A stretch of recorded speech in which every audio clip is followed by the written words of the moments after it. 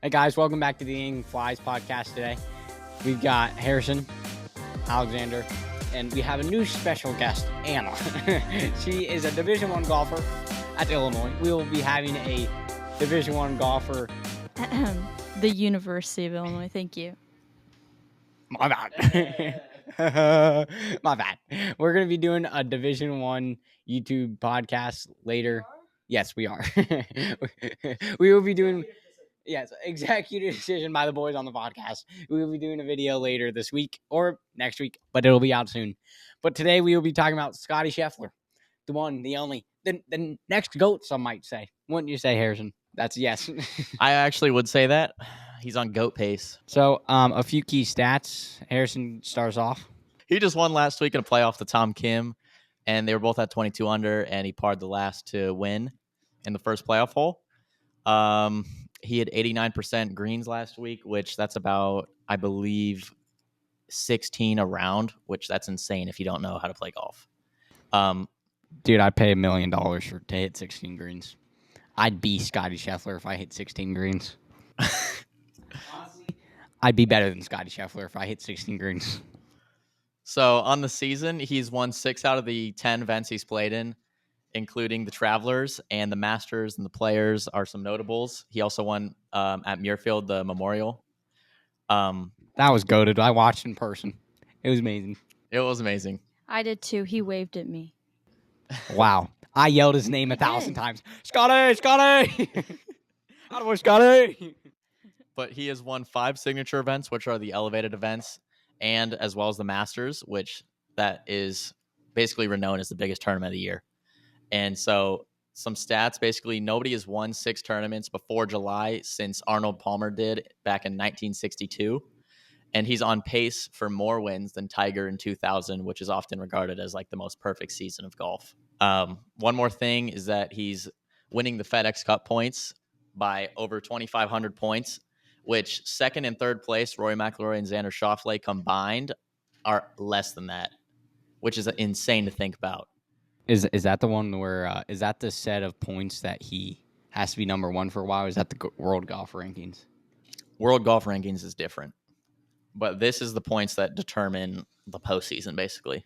The OWGR rankings, I'm pretty sure he has racked up more points in like this season than Tiger did in 2000, which is just he's got thing. A total points of. Do they do it off average points or? Oh, total points. He's at 810, and Rory, who's in second, has half of that, which is insane. Basically, he has number one in the world locked up for like 5 years unless he starts choking. Sounds about right. He's insane at golf, and ever since he switched to that mallet, he's been unbeatable, practically. His baby now has more wins in 2024 than Rory McIlroy, I believe. Dude, imagine being Bennett Scheffler. You know how amazing that'd be? You just get to your dad's Scottie Scheffler. Your dad is Scottie Scheffler. What a guy. It's literally the coolest. It's literally the coolest. What do you think his biggest quality is that keeps him on the course? Is he talking to me? Yes. I don't know. I mean, I think a stat that we haven't previously mentioned right now is his bounce back stat. Do you know what I'm talking about? And do you have this bounce back stat? He does. No, I don't have the current stat. So you came unprepared to the Anything Flies. This is my personal opinion. Okay, let's hear it. Every time this man makes a bogey or a double, he follows it up with a birdie. Well, not every time. Please refer to Scottie Scheffler as legend. This legend.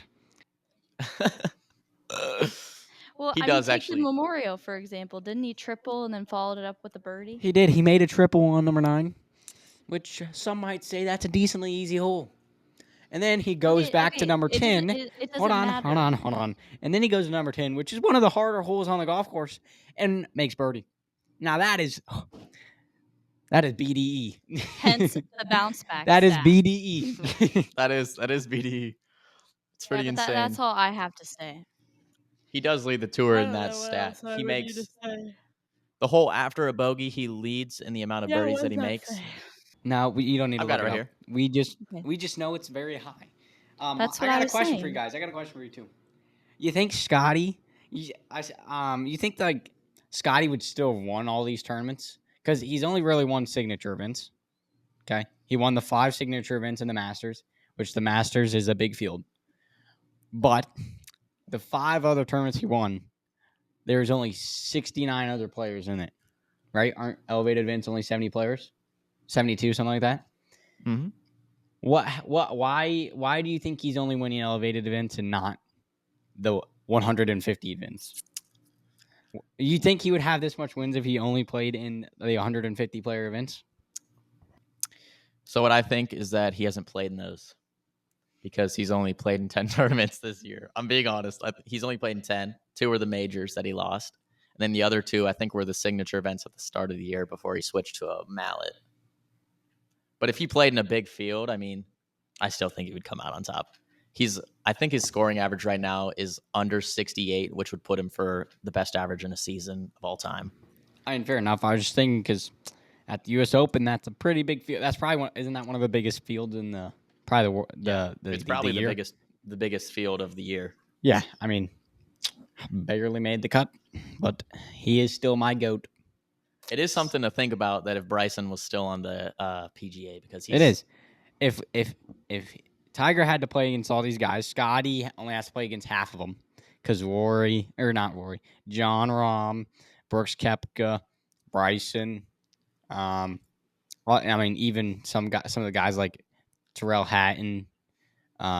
Even though he rages half the time, but he did just win. He did just win a Live Tour. Guys like that, Joaquin Neiman, all those guys.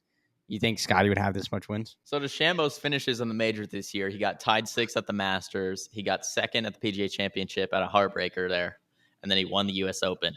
So they both have 1 win, him and Scottie, but on the other 2 tournaments, he's placed better. So it's just something to think about. Maybe if he was playing in the signature events. I have something to say. I don't know if it really matters if the Live guys were still here because Scottie, hasn't he beaten them in the majors or no? Well, once. Well, that's what I'm saying is out of the 3 majors, Bryson's beat I don't count the PGA because none of us would do good if we got arrested the day before. That is true. That's true, but didn't he do better than a lot of them at the PGA? Like, disregard Bryson. Well, yeah, he did.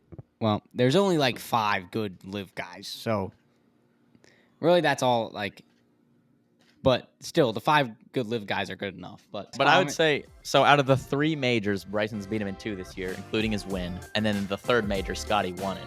So I still think like he beat all the Live players in the 1 event. I don't think it would affect him too much. Maybe 1 win less, but he's still at 5. All right, fair enough. All right, well, make sure you guys comment down below if you guys think it would have mattered if Scottie plays in a 150 field instead of a 70. But yeah, that's all we got for you guys. Make sure you guys go follow the Instagram, you subscribe, Spotify. We have a new X account, and I think we're on TikTok too. All at Anything Flies podcast.